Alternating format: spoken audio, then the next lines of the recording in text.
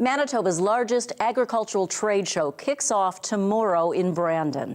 AgDays 2024 features more than 60 speakers, including innovation expert and futurist Jim Carroll, who joins us now from his home in Guelph, Ontario, where it is not spring. That is a virtual background behind you, right, Jim? It is, yes.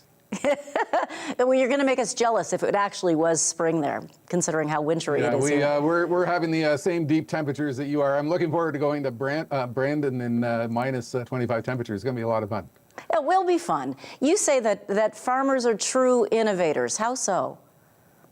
You know, I speak around the world about trends and innovation, and there's two industries a lot of folks don't think are very innovative: farmers and truckers. The typical truck today has more technology than a Cessna airplane. And the typical farmer today, I mean, it's all about technology, it's all about new ideas, it's all about new ways of farming. They are an industry that, you know, if they see a lot of new ideas, they sort of are of the mindset, bring it on, I want to try it, I'm willing to chase some of this opportunity. In fact, your topic Wednesday afternoon at the Keystone Center will be artificial intelligence in agriculture. In what ways could AI impact farming in Manitoba? Well, there's both the short-term impact and the long-term impact. Look, I just came back from Hawaii where I keynoted the Western Growers Association. That's the farming industry in California, Nevada, Arizona, you know, avocados and such. And in the short term, there's a lot of things we can do with technologies like ChatGPT to accelerate our knowledge. There's a tremendous number of new ideas and technologies and concepts coming into farming.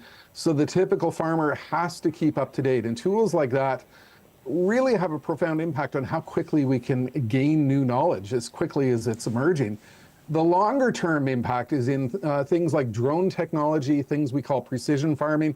Look, there's a lot of robotics coming into the industry. You know, robotic cotton pickers is something I was talking about out in Hawaii. There's a tremendous amount of new technology coming into the sector, and that's happening in the medium and longer term. A lot of that is driven by AI.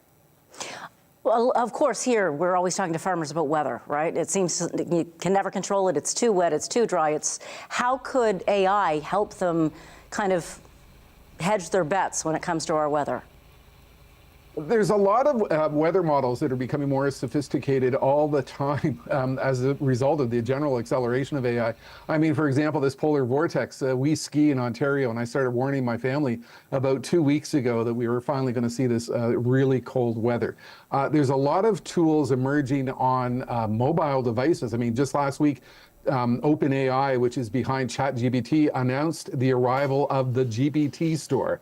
And what we are going to see here is a flood of new sort of AI apps that in 10 years you'll sit back and sort of realize, you know, I can't live without this stuff. Some of those will be weather related for more precise micro weather predictions. You know, I often say that, you know, for example, in Iowa, we've got a different climate in eastern Iowa than we do for western Iowa, the same for Manitoba. So the specifics of getting more accurate weather information for a very precise geographic